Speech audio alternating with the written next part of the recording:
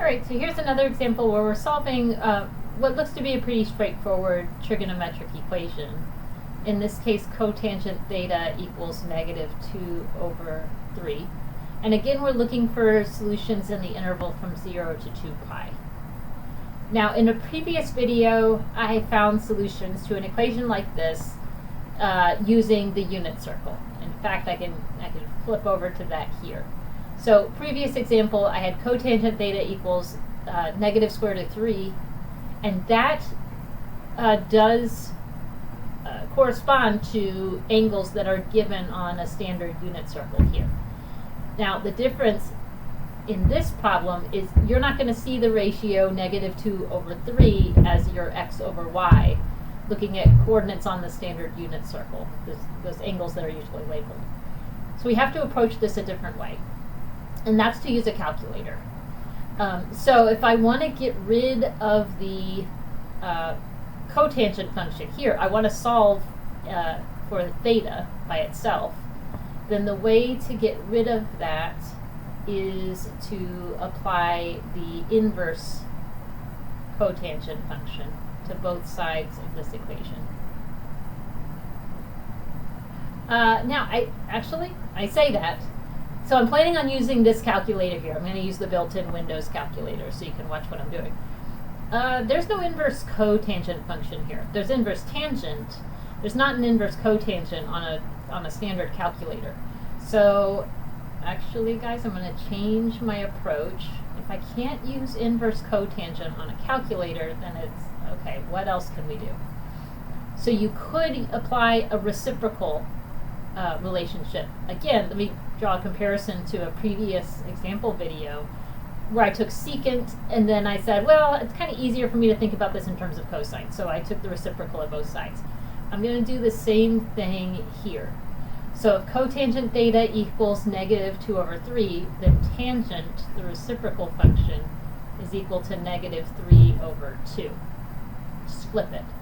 And now I want to do what I was just talking about, so get rid of the trig function by applying the inverse trigonometric function to both sides. So the inverse tangent kind of undoes the tangent function here, and so one solution is going to be theta equals inverse tangent of -3/2. Now, the thing to keep in mind here, inverse tangent has if you think about your unit circle here, the range for inverse tangent is -square root of 2, or -pi/2 to +pi/2.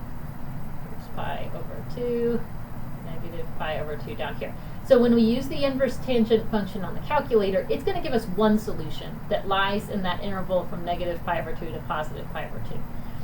Now, what we need to keep in mind is there are infinitely many solutions to these trigonometric equations. So the calculator is going to give you one of them, and then we're going to have to find other ones from there. Okay, so let's go ahead and do this. So we want inverse tangent of -3/2. So I'm going to get the calculator here. Now we actually want to be in radians, so I'm going to click on the degrees here, change that to radians. All right, inverse tangent. Oh, so it looks like I need to put the argument first in this calculator. Here, back. We want 3/2. I'm going to make that negative. I could have just input -1.5 to begin with, but oh well. And then inverse tangent of that. So here we go. And hang on. Radians rounded to the nearest hundredth. I'm looking at how we want to give our answer. So tenths, hundredths is just 2 decimal places. I'm going to take 3 decimal places right now. So -0.983. Let's say that. So this is equal to about -0.983 radians. Okay, radians are tricky to kind of think about. 1 radian, maybe just to help you visualize what this represents, 1 radian is around 57 degrees. So something like this position here would be, oops, oh man, would correspond to this negative 0.098, oops, 3 here. 3, all right. So that's a negative solution. We're looking for solutions between 0 and 2 pi radians. The calculator just gave us negative 0.983 way over here. We have to find the solutions in the interval from 0 to 2 pi. So one thing you could do, find a coterminal angle. So remember, coterminal angles, we add or subtract 2 pi. So if we want to find this quadrant 4 solution, the positive quadrant 4 solution, then what we can do is add 2 pi to this amount here. That's going to jump us over into the interval from 0 to 2 pi. Okay, so I'm going to go back to the Windows calculator, which hopefully you guys have a friendlier calculator here. There's our value. So I believe I can just do plus 2 times pi. Where's pi? Oh, there it is. Okay. Great. Yeah, and that's believable, right? Because 2 pi would be 6.28. I'm just making sure that this calculator is doing my operations in the correct order. But the 6.28 plus that negative 0.9, so this is giving us 5.3. That's sounds good. So if I do 3 decimal places, it's 3000. Okay. So let me 5.300. All right. Now, there is going to be another solution. So the value of tangent is also equal to negative 3 over 2. Well, let's think about which quadrants have negative values of tangent. So that happens in quadrant 4, as we've seen, because that's where x is positive and y is negative. So your y over x is going to be negative. That would also happen in quadrant 2 when x is negative and y is positive. So there should be also a quadrant 2 solution.